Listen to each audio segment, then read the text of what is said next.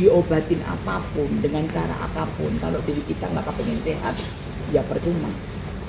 Tapi kalau kita kepengen sehat ya kita harus jalanin apa kata dokter. Apalagi cancer itu memang obatnya cuma medis, sudah nggak ada lagi medis gitu. Medis ada yang gagal ya kan. Iya. Tapi memang cancer itu medis, sudah nggak ada lagi. Berarti selama ini masih menjalani kemoterapi? Oh enggak, kalau kemonya udah selesai. Sudah Karena selesai. saya sudah 4 tahun kan, sudah selesai. Rambut saya juga udah numbuh. Oh, sudah mulai Jadinya numbuh. udah selesai. Cuman memang kalau belum 5 tahun itu belum boleh melepas alat-alat yang ada di dalam. Jadi setelah 5 tahun nanti baru boleh. Tapi kalau selama pengobatan ini ada minum obat-obat semacam gitu? Enggak ada. Tidak ada. Oh, kalau minum obat ya karena saya kan ada gula, Oh. saya ada asam lambung, saya ada kolesterol, jadi ya obatnya obat itu. Obat Jadi, di luar penyakit kalau ini untuk ya? kansernya, Iya. kanser itu nggak ada obatnya cuma kemo. Obatnya cuma kemo, udah nggak ada lagi. Dan kalau kita lagi kemo, mau dikasih obat yang sehebat apapun nggak ngefek. Selama menjaga kesehatan fisiknya kan Mbak Nunung juga sempat menghadapi kesehatan mental ya. Itu apa sih yang membuat Mbak Nunung tetap kuat dalam menghadapi cobaan? Ya karena support banyak support dari keluarga paling utama ya, terus teman, terus ya banyak support dari, kadang-kadang kita curhat-curhatan sama sesama yang sakit cancer gitu, penyintas cancer. Lagi masa tahap pemulihan nih, bagaimana sih Mbak Nunung menjalani hari-hari sebagai survivor kanker? Menjalani hari-hari seperti biasa. Seperti orang ya, memang saya pikir saya harus sehat. Jadi saya menjalaninya ya dengan hidup sehat. Santai gitu Iya, ya. dengan hidup sehat. Kalau banyak pikiran itu mempengaruhi sekali kali ya. Oh iya. Sangat ya. Saya itu kalau pikiran saya udah pikiran masalah keluarga gitu, Iya. udah pikiran. Nah itu kalau pikiran saya kacau itu apa sih, masalah keluarga, bukan masalah pekerjaan, bukan masalah teman, pasti masalah keluarga.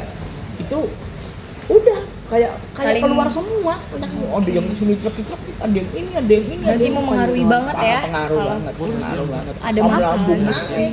Udah pasti gitu deh. Karena memang semua penyakit itu awalnya kan memang dari sini. Dari pikiran ya memang. Gitu Iya. ya. Kita kena cancer, pikiran juga yang dimakan. Iya. Awal pertama pasti shock, pasti shock orang kena cancer pertama. Mbak Nunung ada kekhawatiran lagi nggak sih, kayak misalnya ya takutnya ada datang lagi cancer, ada kekhawatiran nggak sih Mbak? Kekhawatiran masih ada, karena memang belum bisa dibilang survivor ya, belum dibilang survivor kanker. belum bisa dibilang gitu. Pulih Karena semua. setelah 5 tahun baru Iya. kalau ini alat-alat di sini udah diambilin ya sudah gitu. Jadi ya dengan saya mendengar kemarin kabar almarhumah apa nggak ada itu, saya shock, bener-bener shock, nggak bisa mikir, cuma di kamar terus diem aja. Saya cuma nangis, saya cuma bisa dan saya doakan almarhumah, saya sholat, saya doakan, saya kirimkan Al-Fatihah, saya berdoa ya buat kesehatan saya. Mbak Nunung mungkin mengenang sosok almarhumah seperti apa sih semasa hidupnya, sedekat apa? Saya sama apa memang nggak intens ya, nggak deket banget, tapi sering ketemu. Dan pada saat ketemu itu anak itu polos gitu loh. Dia itu anaknya juga ya dia bercandanya enak gitu ya.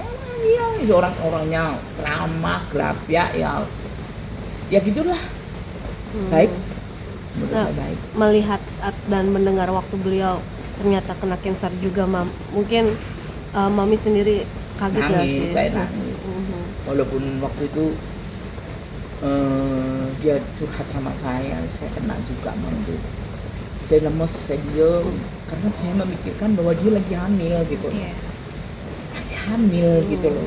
Gimana ya pikiran orang awam ya, terus gimana babymu, gimana Iya. gitu.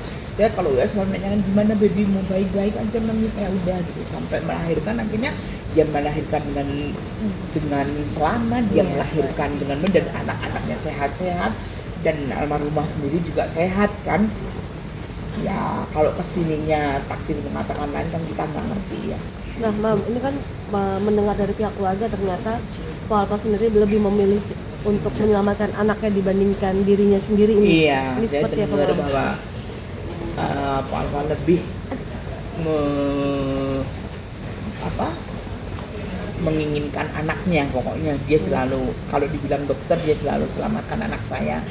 Itu ya kata-kata yang di berita-berita ya, pokoknya dia selalu bilang selamatkan anak saya, selamatkan anak saya.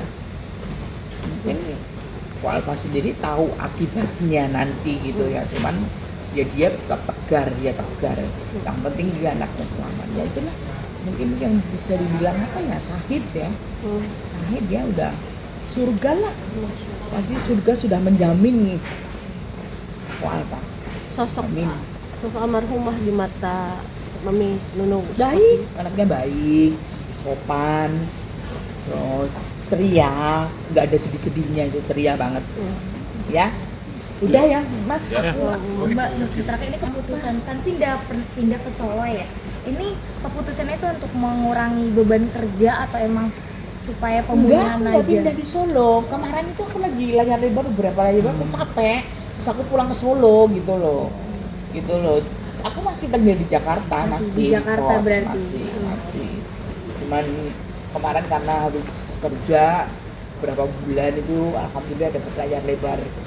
Ada berapa? 4 layar lebar ya, terus syuting terus aku pulang. Oh berarti masa pemulihan tetap di dunia hiburan ya? Masih Masih nggak berhenti ya? belum.